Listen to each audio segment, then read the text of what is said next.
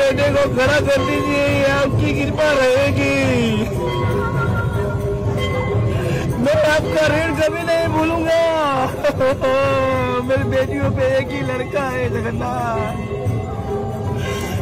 जगन्नाथ तेरी कृपा रहेगी मेरे बेटे पे।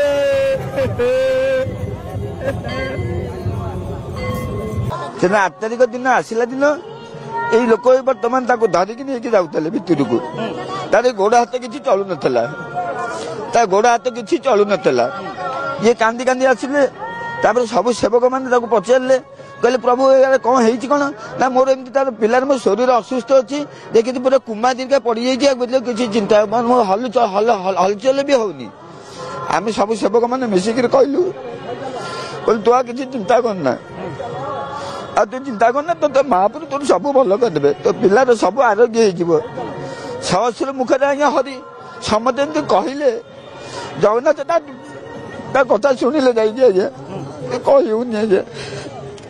जगन्नाथ कथा शुणिले निश्चय शुणिले आज्ञा सी तो शुणिले तो महापुर शुणी गले कान पड़ा से बल्लभ टाइम आज्ञा महापुर को ठीक खाया टाइम कान पड़ा कान पड़ा से बेले सी धरिकी बर्तमान पत पवन गुमुट को नहीं आईलानी भारी ये आम कहलु कहले बाबू तू कांदे ना कहीं कांदुचु महापुर तोर शरीर तो पिलार आरोग्य करदे तु दिने दिने महापुर में पिला को धरिकी नहीं आसबू आज देखला बेसी मुझे भितर आसला तो पिलार गोड़ हाथ चलुची पिला पिला हलचल हो सब करदेला महापुर आम चलता बुलता ठाकुर आज्ञा सी भक्ति भाव शुणती आज्ञा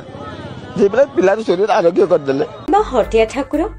एमिति हट भिआइला जे राजस्थान रु दौड़ी आसिले श्रीक्षेत्र आउ तापरे हेला चमत्कार समर्पणर भावरे ताकु डाकिले से सबु शुणे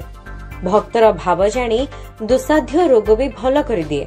महाप्रभु को गुहारी कले महाप्रभु सबु शुणती आ भक्तर मनस्कामना भी पूरण करती किछि दिन तळे सिंहद्वार निकटरे घटिथिबा एही घटना समस्तक आखिरे लुह आनी देथिला राजस्थान रु निज असुस्थ पुओ को हाथ में धरी आनी अभागा बापा सिंहद्वार रे पुओ को गड़ाई देथिले कहिथिले कालिया तू बा समस्त दुख दूर करू तते कण मो पिलार दुख देखा जाउनी आउ चित्र घटिथिला पुरी श्रीमंदिर सिंहद्वार सामने भावर ठाकुर शुणिले भक्तर डाक शुणी एक छोट निष्पाप शिशु को नुआ जीवनदान देइछंती कोमारू उठाई देइछंती महाप्रभु दीर्घ दिन धरी कोमारे थिबा शिशु धीरे धीरे सुस्थ हेउछि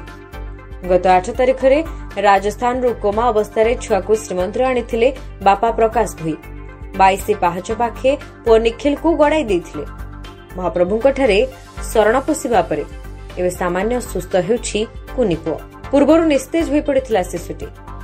एबे हाथ गोड़ हलाउछि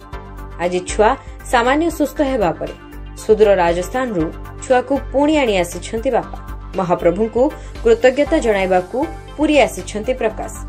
श्रीमंदिर निकटरे छुआ को गड़ाई महाप्रभु पाखे कृतज्ञता जणाइछंती भरोसा भी रखिछंती जे आगकू पूरा सुस्थ हेब शिशुटी।